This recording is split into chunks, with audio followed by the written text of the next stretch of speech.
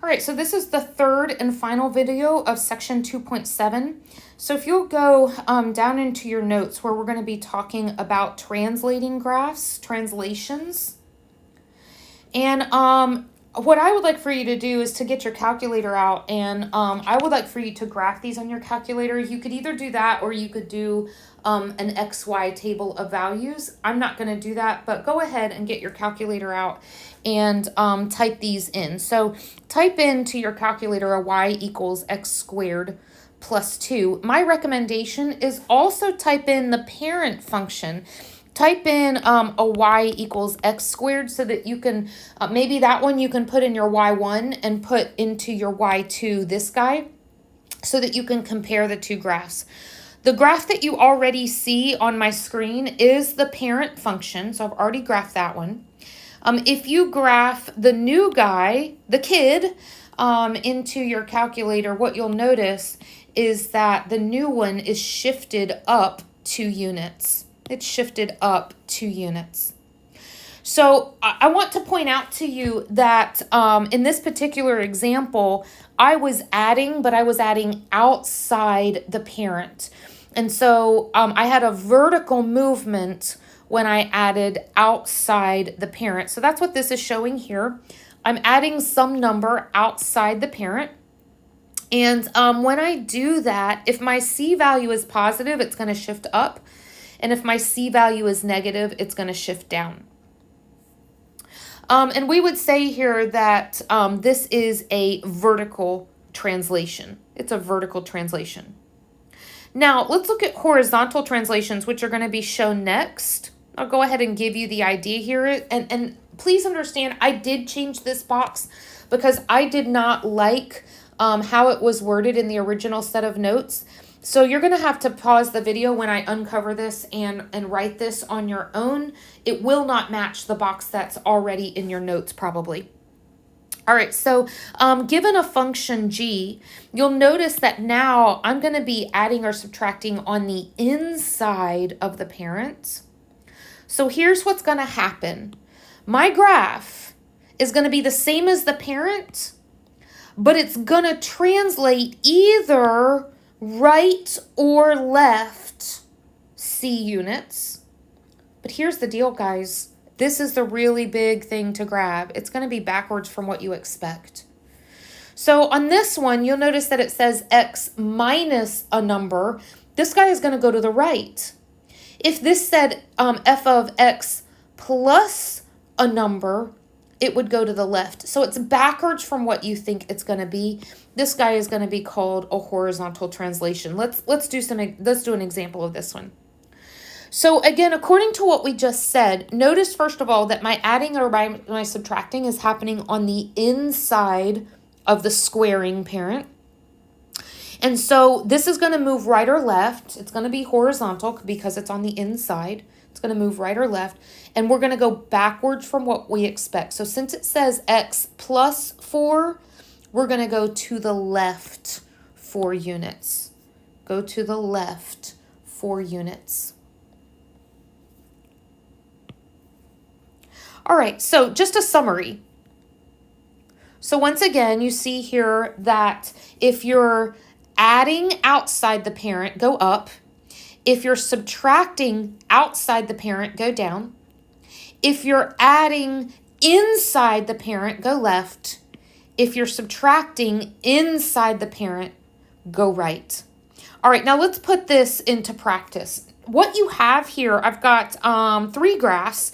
All 3 graphs, I've already drawn the parent, so that's just from section 2.6. Remember that you were supposed to memorize the name of the parent, the equation of the parent, and the parent graph. So all I've done here is I just drew the parent graph. And what I'd like to do is I want to list out what's happening. And so the first thing that's happening, this guy tells me to move to the right one. And then remember that when you have a negative on the outside, this tells me to reflect over the x-axis.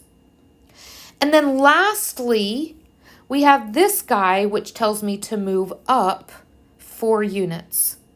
So then the first thing that you want to do is take your parent and flip it upside down because we're going to be reflecting.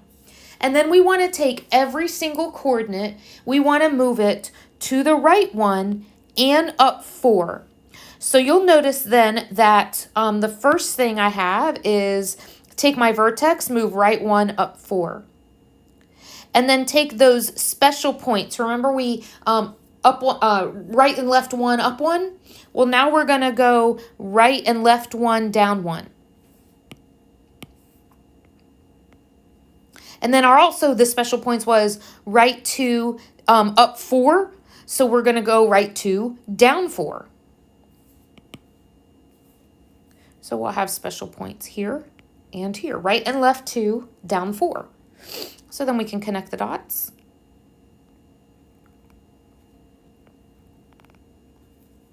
And this is the final graph. Now let's go over here to this one. Again, let's pick it apart piece by piece. The inside tells me that I'm going to go to the left 3. The negative, now notice I'm dealing with these two pieces separately. The negative tells me to flip over the x-axis. It tells me to reflect over the x-axis. Oh, I'm sorry, I did those backwards, but that's okay. I'm going to reflect over the x-axis. The 2, that piece tells me that it's a vertical stretch. So remember that for a vertical stretch, what I'm going to be doing here is I want to be going this direction. Okay? All right, so how is this going to look? Well, first of all, we know what it's going to look like upside down for the reflection.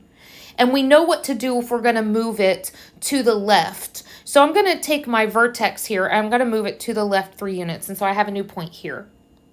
Now remember what the parent did. The parent went right 1, up 1, left 1, up 1. Right 2, up 2, left 2, up 2. That's what the parent did back in section 2.6. What we're going to do is we're going to go right 1. We got to go down because of the reflection. We're not just going to go down 1, though. We got to go down 2. We want to do double what the parent did. We're going to go left 1, down 2. Not only that, we're going to go right 2, not down 2 like the parent did, but down 4 because that's double what the parent did. And so what we'll end up having, we're still going to have a V graph, but our V graph is going to be skinnier than the parent was. All right, now let's take part C. Pick it apart. So this part tells me to move left 2. Sorry about that. And you'll notice I did the wrong thing here. So let's go ahead and let's fix that. And then not only are we going to go left 2, but we need to do a vertical. How do I know it's vertical? Because it's on the outside. A vertical, it's a shrink or a compression because it's a small number. It's between 0 and 1. So a vertical shrink by half. And then lastly, the outside part of that tells me that we're going to shift down 3 units. Okay. So what I like to do first is let's do the left 2 and the down 3 part. Left 2 and down 3. So I'm going to take all of my special points that were on the original parent, and I'm going to go left 2 and down 3. So there's the first one.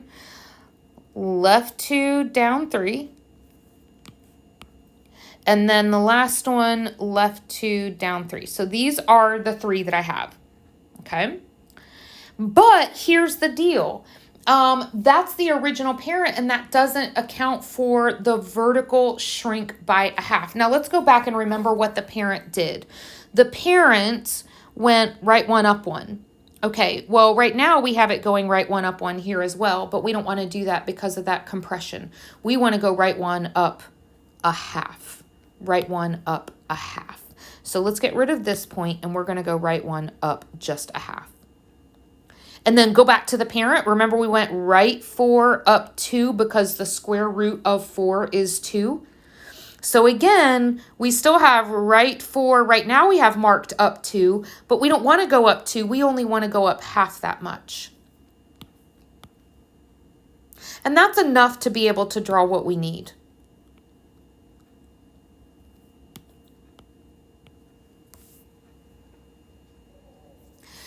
You may not have this on your